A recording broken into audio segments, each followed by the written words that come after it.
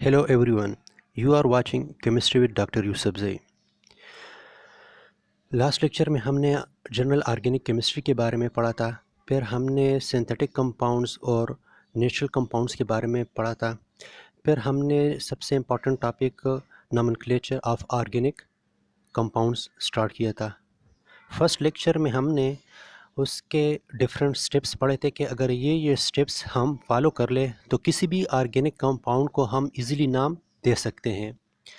फिर हमने स्टार्ट किया था सेकंड लेक्चर में फंक्शनल ग्रुप्स की प्रायोरिटी लिस्ट के बारे में पढ़ा था हमने। अगर आपके पास किसी भी कंपाउंड में एक से ज़्यादा फंक्शनलिटीज़ हों तो किस फंक्शनल ग्रुप को आपने एज ए सब्स्टिट्यूएंट लेना है और किस फंक्शनल ग्रुप को आपने as a main functional group लेना है।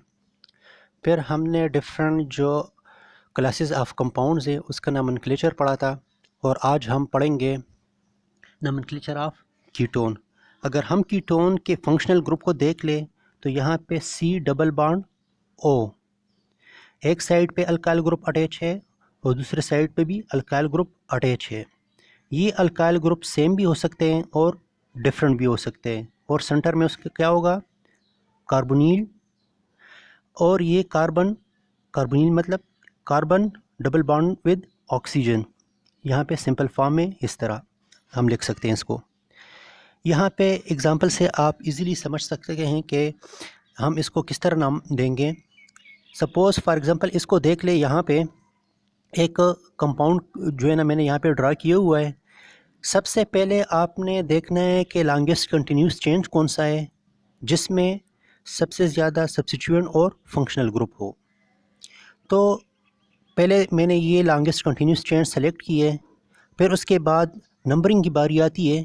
तो नंबरिंग हम तो या एक कॉर्नर से देंगे या दूसरे कॉर्नर से, लेकिन आपने ये देखना है कि सब्स्टिट्यूएंट को कम से कम नंबर मिल जाए और फंक्शनल ग्रुप को। तो अगर हम यहाँ से जो है ना नंबरिंग स्टार्ट कर ले लेफ़्ट टूवर्ड राइट या राइट टूवर्ड लेफ़्ट, तो अगर हम लेफ़्ट टूवर्ड्स राइट स्टार्ट कर ले तो यहाँ पे 1 2 3 फंक्शनल ग्रुप 3 पे आ रहा है।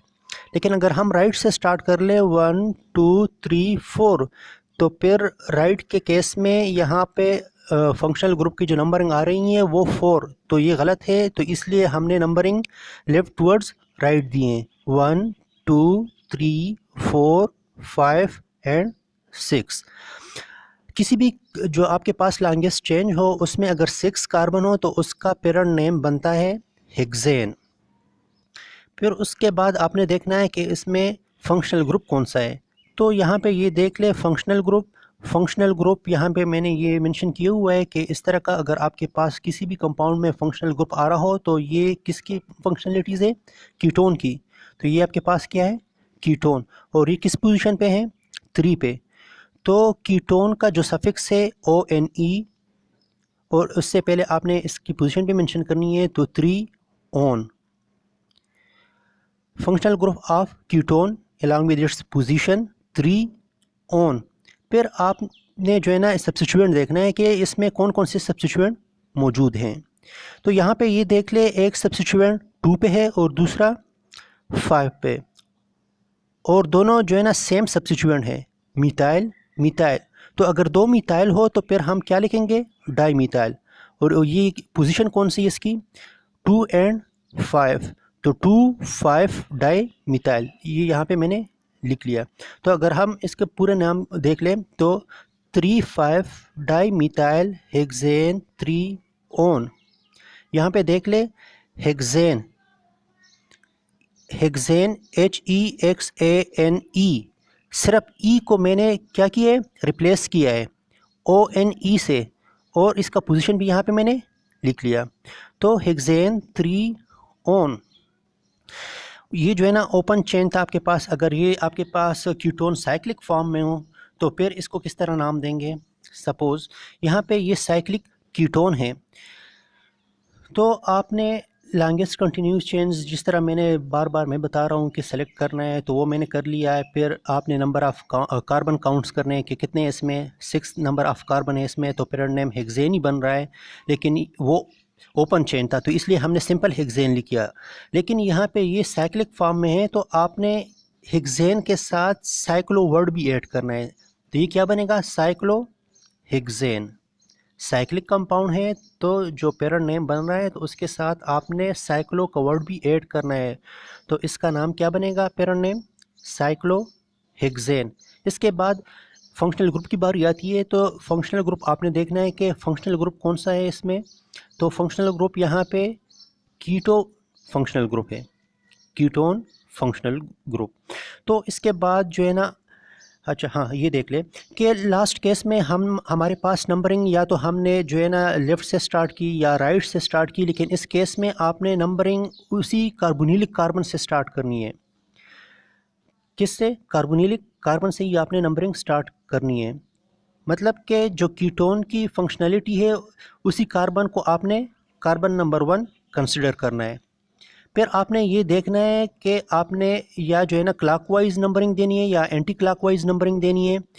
तो अगर हम क्लॉकवाइज नंबरिंग देंगे तो आपने ये देखना है कि जो सब्स्टिट्यूएंट अटैच है उसको कम से कम नंबर मिल रहा है या नहीं मिल रहा। अगर उसको कम से कम नंबर मिल रहा है तो फिर आप क्लॉकवाइज चले जाएं, अगर उसको एंटी क्लॉकवाइज कम नंबर मिल रहा है तो आपने लाजमी बात है फिर एंटी क्लॉकवाइज नंबरिंग देनी है। तो इस केस में यहाँ पे हम एंटी क्लॉकवाइज जाएंगे, 1 2 3 4 5 एंड 6।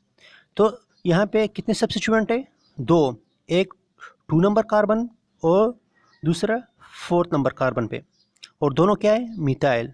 तो अगर 2 मिथाइल हो तो डाई मिथाइल हो गया, और इसकी पोजीशन भी आपने मेंशन करना है यहाँ पे, तो 2 4 डाई मिथाइल। तो यहाँ पे अभी उसका फुल नाम देख ले, 2 4 di methyl cyclohexane 1 on, 2 4 dimethyl cyclohexane 1 on. अच्छा, इसको हम इस तरह का भी नाम दे सकते हैं कि 2 4 डाइमिथाइल साइक्लोहेक्सेनोन, 2 4 डाइमिथाइल साइक्लोहेक्सेनोन। यहाँ पे फर्स्ट नंबर के नेम में जो है ना मैंने 1 मेंशन किया है, और यहाँ पे मैंने 1 मेंशन नहीं किया। 1 इसलिए मैंने मेंशन किया है कि यहाँ पे जिस तरह पहले एग्जांपल में देख ले, यहाँ पे इसकी पोजीशन मैंने मेंशन किया हुआ है, तो वही रूल को फॉलो करने के लिए मैंने यहाँ पे 1 लिख लिया। लेकिन अगर साइक्लिक केस में जो है ना आप 1 न भी दें तो लाजमी बात है आपने नंबरिंग इसको जो है ना आपने 1 ही कंसिडर करना है। तो फिर अगर आप 1 इसको दें या न दें कोई फ़र्क नहीं पड़ता, जिस तरह एल्डिहाइड के केस में था कि एल्डिहाइड के केस में कार्बोनिल को हम हमेशा जो है ना 1 ही कंसिडर करते थे। तो इस तरह साइक्लिक कीटोन के केस में भी आपने इस कार्बोनिलिक कार्बन को हमेशा 1 ही कंसिडर करना है, अगर बाकी इससे प्रायर फंक्शनल ग्रुप न हो तो। अच्छा, इसके बाद जो है ना हम एक और ओपन चेन देखते हैं जिसमें 2 कीटोन की फंक्शनैलिटीज़ हैं। पहले आपने लॉन्गेस्ट कंटिन्यूस चेन सेलेक्ट करना है, वो मैंने कर लिया। उसमें टोटल नंबर ऑफ़ कार्बन जो है लॉन्गेस्ट कंटिन्यूस चेन में 6 है, तो इसका पेरेंट नेम हेक्सेन बन रहा है। फिर उसके बाद जो है फंक्शनल ग्रुप की बारी आती है, तो मैंने फंक्शनल ग्रुप देखना है कि इसमें कौन कौन से फंक्शनैलिटीज़ है। तो यहाँ पे एक कीटोन की फंक्शनैलिटी है और दूसरी भी कीटोन की फंक्शनैलिटी, मतलब कि इस कंपाउंड में आपके पास 2 कीटोनिक फंक्शनैलिटीज़ हैं। तो इसको हम क्या करेंगे, dione, dione, die on.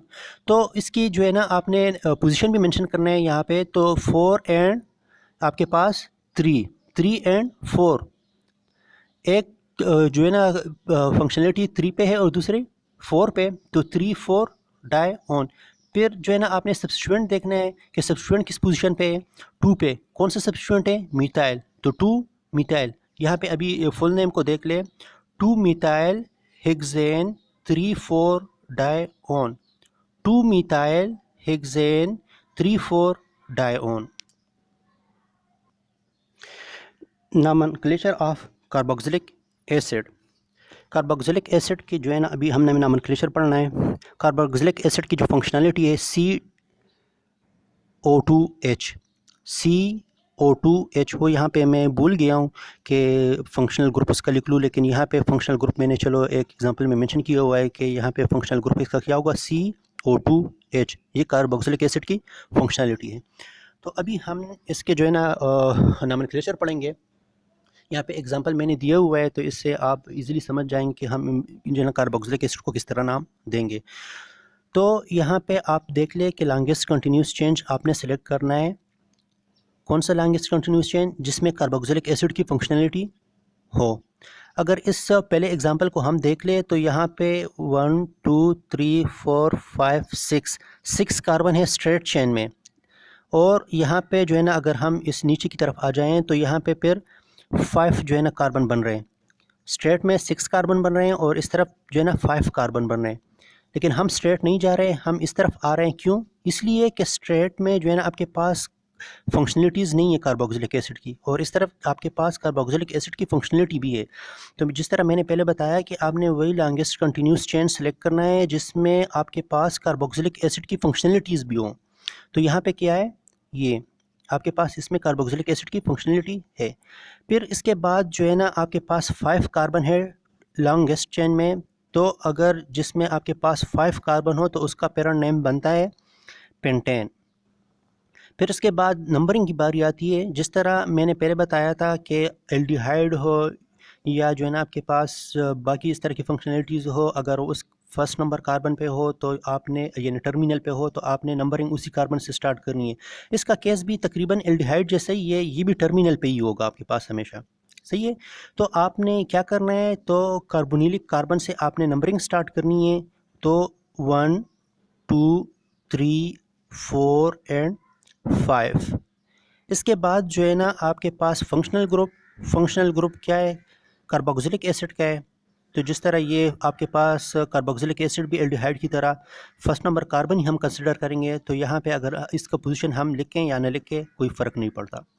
फिर इसके बाद सब्स्टिट्यूएंट की बारी आती है। तो इसमें दो तरह के सब्स्टिट्यूएंट हैं डिफरेंट।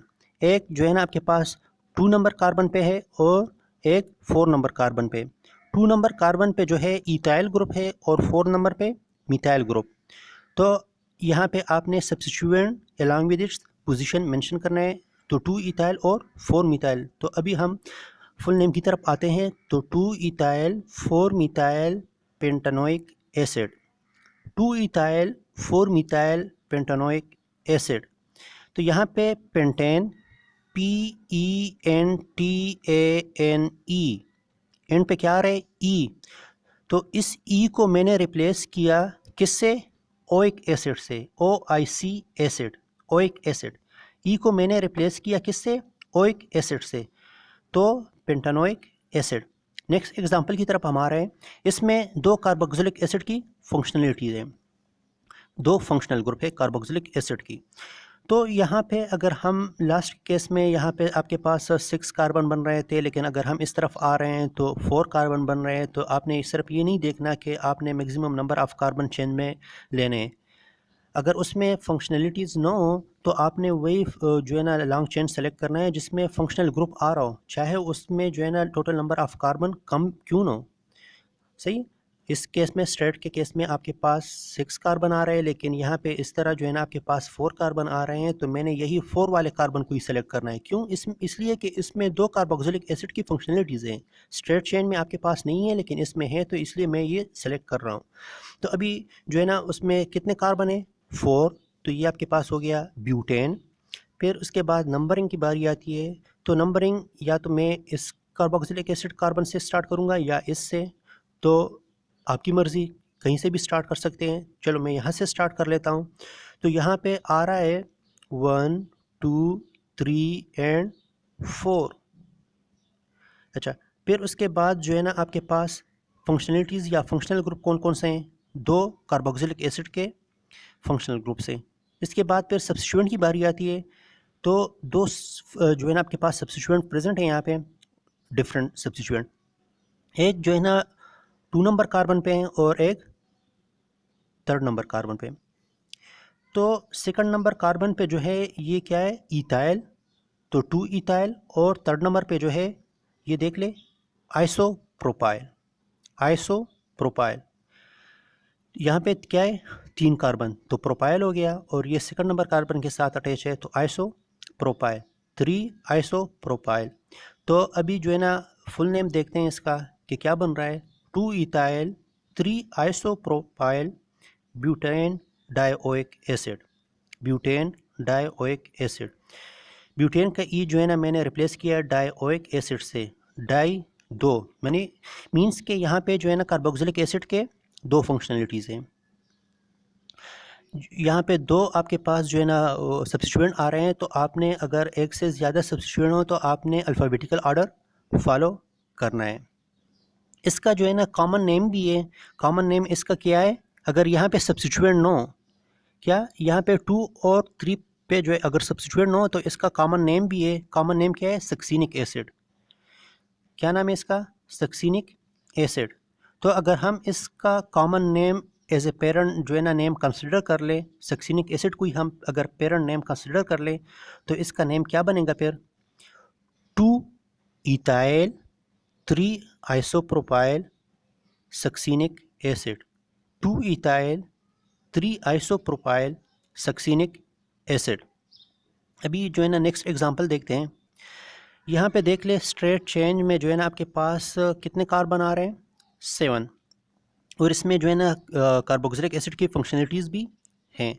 तो अगर आपके पास लॉन्गेस्ट कंटिन्यूस चेन में 7 कार्बन हो तो इसका पेरेंट नेम बनता है हेप्टेन। फिर उसके बाद नंबरिंग की बारी आती है, तो नंबरिंग या तो आप जो है ना राइट टूवर्ड्स लेफ़्ट दें या लेफ़्ट टूवर्ड्स राइट दें। तो यहाँ पे इस केस में मैं जो है ना राइट टूवर्ड्स लेफ़्ट दे देता हूँ। क्यों? इसलिए कि यहाँ पे जो आपके पास सब्स्टिट्यूएंट है थर्ड नंबर कार्बन पे जब 1 2 3 थर्ड नंबर कार्बन पे मिथाइल है और यहाँ पे थर्ड नंबर कार्बन पे इथाइल है। तो ये लॉन्ग जो है ना सब्स्टिट्यूएंट है आपके पास, इसमें नंबर ऑफ़ कार्बन ज़्यादा है इस सब्स्टिट्यूएंट में, तो इसलिए मैं जो है ना राइट टूवर्ड्स लेफ़्ट जा रहा हूँ। 1 2 3 4 5 6 एंड 7। तो फंक्शनल ग्रुप की बारी आती है। अब फंक्शनल ग्रुप कितने हैं इसमें? 2 कार्बोक्सिलिक एसिड के, तो डाइओइक एसिड। फिर इसके बाद सब्स्टिट्यूएंट की बारी आती है, तो सब्स्टिट्यूएंट इसमें कितने हैं? 1 2 एंड 3। एक इथाइल और 2 मिथाइल। इथाइल का पोजीशन 3, तो 3 इथाइल और मिथाइल जो है ना 2 है, तो डाई मिथाइल और पोजीशन 4 5 डाई मिथाइल। तो अभी अगर हम इसका फुल नेम देख ले तो 3 ethyl 4 5 di methyl heptane dioic acid. 3 ethyl 4 5 di methyl heptane dioic acid. सही। तो जिस तरह एल्डिहाइड आपके पास टर्मिनल कार्बन पे होता था, इस तरह कार्बोक्सिलिक एसिड भी आपके पास टर्मिनल कार्बन पे ही होता है, तो इसलिए यहाँ पे इसके पोजीशन मेंशन करने की ज़रूरत नहीं है।